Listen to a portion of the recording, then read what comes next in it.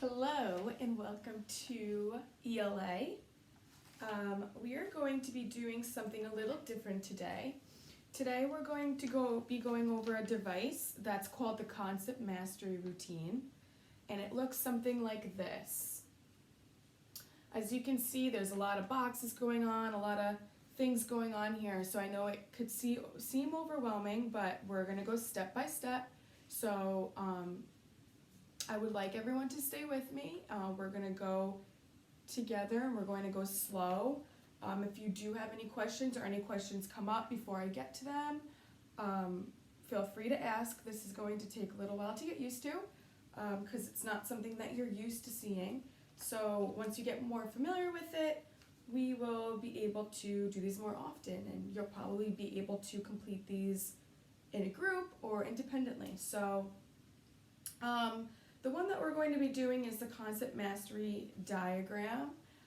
So for this diagram, we're going to be talking about the third person narrative.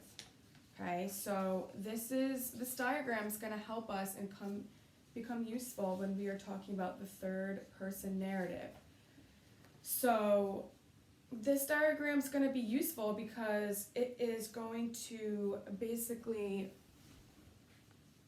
talking to you, Nala, my student, it's going to be able to allow us to break up all of the information, and it's going to be able to lay it out nicely so we can see characteristics of this topic and to see some examples. So all of this, the purpose of this whole diagram is to get a better and bigger understanding of what the third person narrative is and how we can apply it and further our understanding in ELA. Okay, so we're going to dive into that. Like I said, we're going to go step by step. So there are steps called linking steps, which we will go together. So I'll call out the first step, and then we will follow on from there. Okay.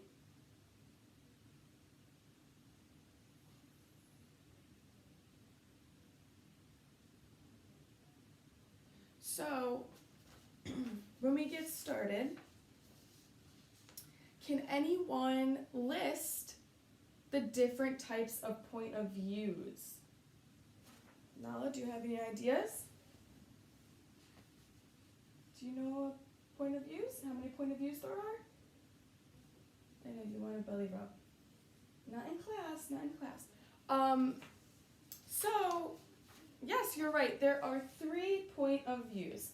Okay, we have the first person point of view, we have the second person point of view, and the third person point of view. Okay, so in this specific diagram, we're going to be focusing on the third person point of view. Okay, so thumbs up with me if you're with me so far. Thumbs up. Okay, thumbs up. She put her thumbs up. Oh. Okay, so now we're going to be going through the steps. Okay, my student wants to leave.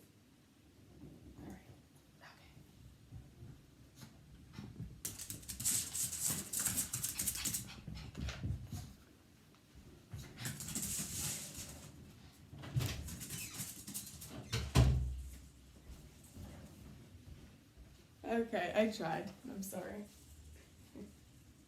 We're left with Santa. Okay, so if you follow along with the diagram, the first thing we're going to fill out at the top is what we're talking about. Okay, so are we talking about the third person narrative, or are we talking about different kinds of pickles?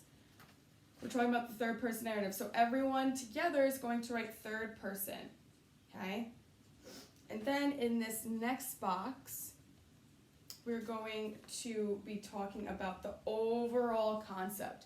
So the overall concept is the types of point of view. So we can put point of view. So far your paper should say third person and then point of view.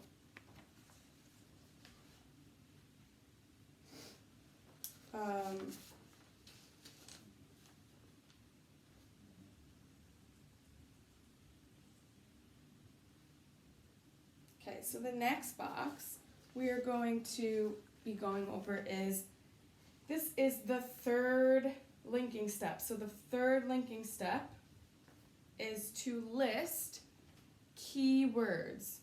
Okay, so when we think of the third person narrative, what do we think about? What comes to our mind? As soon as we say third person narrative, what do we think about? Does anything come into mind, or does a few things come into mind? Right now, take the time, turn and talk with your neighbor and see if you guys can come up with at least one keyword that could help us figure out what the third person narrative is. Okay? So give them some time to turn and talk, and then we would go over the keywords. So I would basically ask for volunteers. If there are no volunteers, I would kind of jumpstart it. So I would say, when I typically think of the third person narrative, I think of people or persons, because typically people are being talked about in the third person narrative. So the first keyword I would put are people. Okay, people or a person. Other things that I would think about,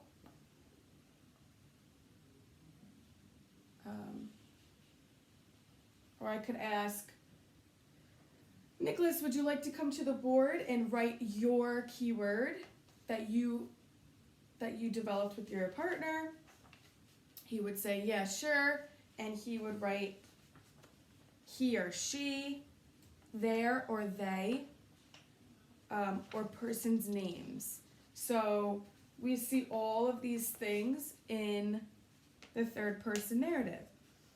So if one of my students put I, or me, or mine, we would obviously have a discussion about that, and we would see why they thought of that, and we would go over the process to tell them that the third person narrative is typically other people being talked about and not the narrator or character themselves, because that's a different type of point of view.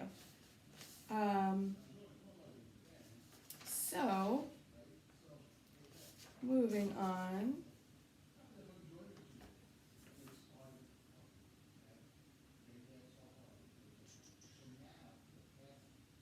So I would say you guys are doing an awesome job following along with the guide so far. We finished the concept, the overall concept, and the keywords. You guys are continuing to do a great job. And now we're going to move on to the next step, which is to classify our characteristics. Okay, so if you see across the top, we have always present characteristics, sometimes present characteristics, and never present characteristics. Okay, so for the always present characteristics, these, think of it as something that someone always does, or it's always present. So if I think of this, how we can relate to this is, in the mornings when I wake up, I always brush my teeth, right? I never not do it, and I never sometimes do it. I always do it, right? So that's something that is always there and it's always present. So we're going to have a similar idea of filling this out with using that concept of Miss Kristen always brushing her teeth in the morning, okay? So this is something that should always be there. So now it's our job to brainstorm some characteristics that are always going to be present when we're talking about the third person narrative. So does anyone have any thoughts? Does anyone have any thoughts to get us started? Right? If we're having a difficult time trying to put something in our always present box, we can refer to our keywords, right, on this side of the paper. We can refer to our keywords to try to pull from that and make a sentence or a few words for our always present characteristics. So with that being said, our first keyword that we put was persons and people.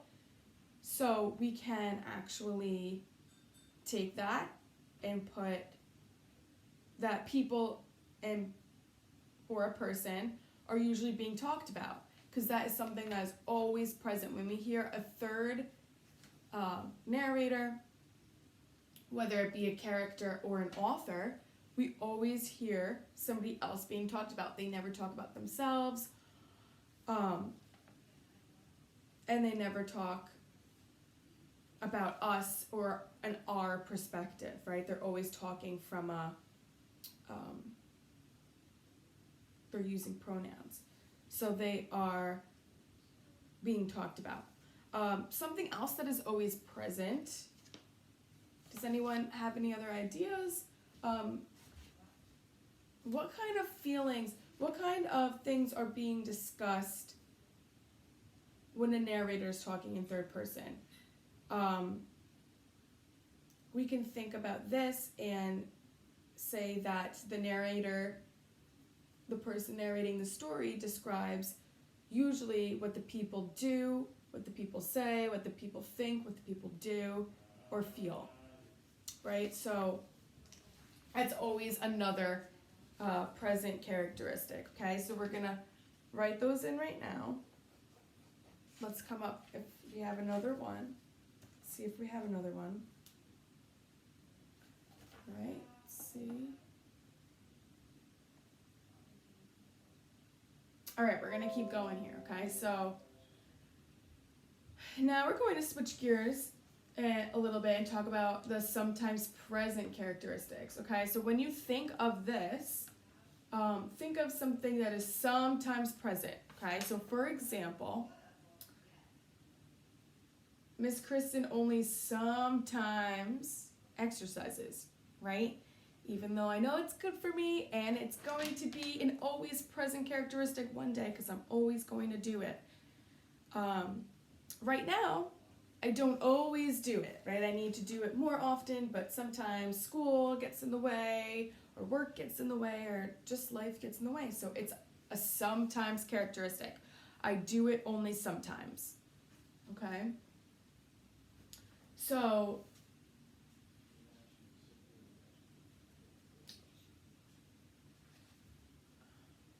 sometimes characteristics are characteristics that are found in some but not all examples of the concept class. Okay, so here we're going to talk about pronouns, okay? Could anyone tell me what a pronoun is?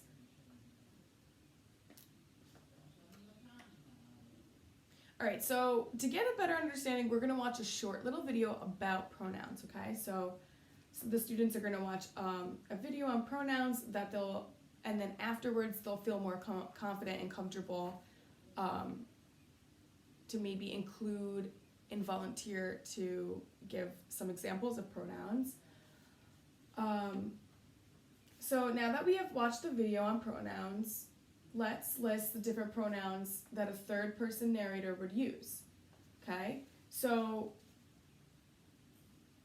some pronouns, I would call on some people, and we would try to think of some pronouns that could be used when talking about other people, such as he, him, his, himself, she, her, hers, herself, it, its, itself, they, them, their, theirs, themselves.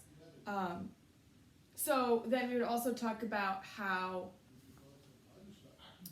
this is a sometimes characteristic because when we're talking in the third person narrative, some authors or narrators, characters, they don't always include pronouns. So they could have an example like Nick does not like school, right? So if we say Nick does not like school, we didn't use any pronouns there. We didn't use him, his, himself. We just used his name. So sometimes pronouns are included and sometimes pronouns are not included. So now moving on to our other characteristic, which is called a never present characteristic. Okay? So The examples that we will discuss are instances that possess all of the always characteristics. We're going to be discussing the characteristics that can never be present in examples that we list, okay? So for example, when we talk about the third person narrative, we will think of other point of views and we will think about what makes them different from this point of view. So we just talked about I, right? The word I. So do you guys think that we use the word I in the third person narrative? If other people are being talked about, do we ever hear I, like I want ice cream, or we want ice cream, right? So we never hear them say I. We never hear the I perspective. We never hear the your perspective or the we perspective. That's more of a second or first person point of view.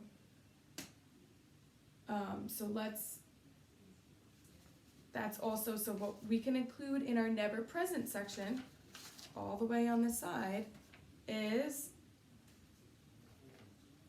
you, your, yours, yourself or yourselves, right? I, me, mine, my, myself, and we, us, our, and ours selves. Okay, so that's in the never present. Okay, now we're going to explore some examples. So again, I would have these examples written. I would write these examples. They would write them in the boxes on their sheet, and then I would say that.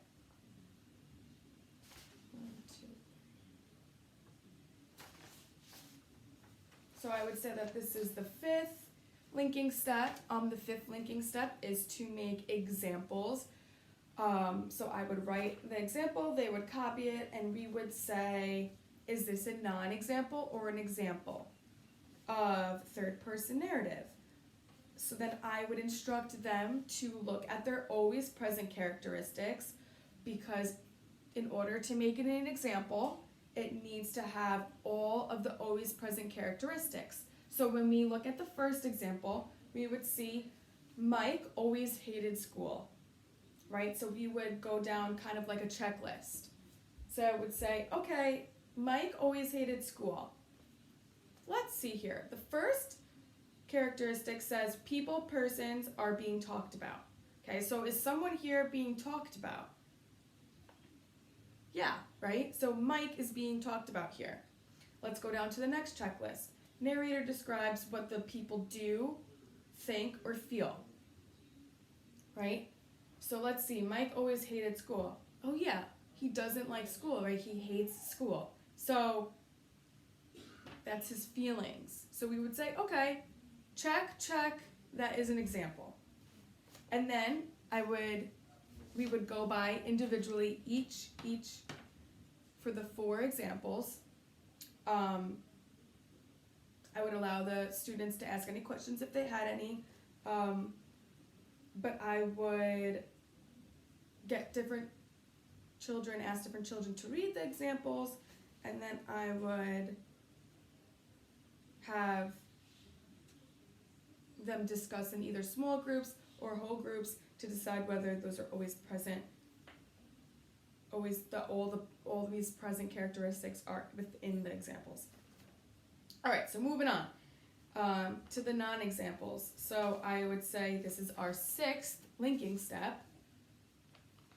And for the non-examples, if we see a characteristic from the never present category, that automatically means that this is a non-example. So a non-example means that it is not an example of the third person narrative, okay? So for the first one we look at, I would ask Billy to read the example, and it would say, you can wait in here and make yourself at home, right? So you can wait in here and make yourself at home. So we would say, let's look at my never present characteristics. I see right here that the never present says you. And the first word in the sentence is you, right? So I think that's a never present characteristic.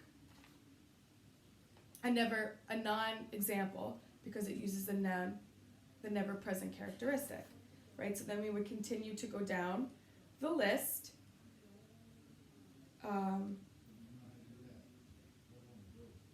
we would keep going here. Now, I would, I'm sorry, the non-example is the same as example, so it's on the same linking step. But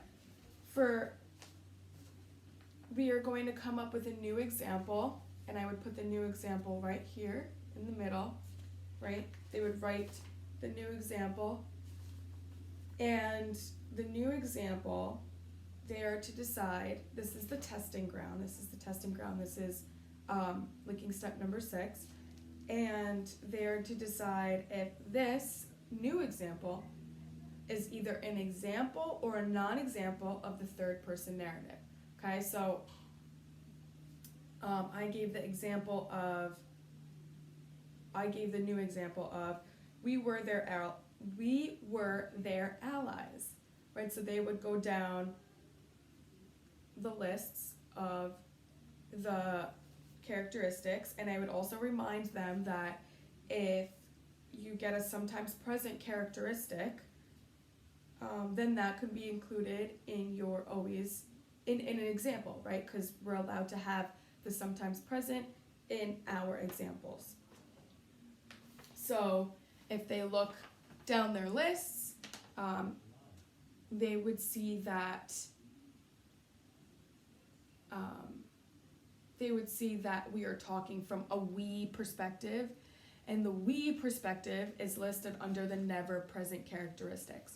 Okay, so the never present characteristics automatically make this example a non-example. So the new testing ground example would be a non-example. And then to wrap it up, I'm sorry, I know I'm blabbering, I'm sorry.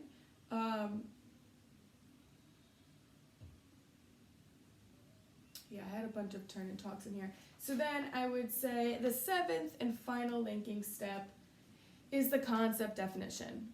Okay, so this is where we will tie down definition of the third person narrative. The definition must include the name of the targeted concept, the name of the overall concept, and the always characteristics. So we need to include all of the always characteristics. So the sentence stem blank is a blank, that blank. Okay, so let's construct the definition together. I would say, so what are we talking about here? What did we spend this whole time on?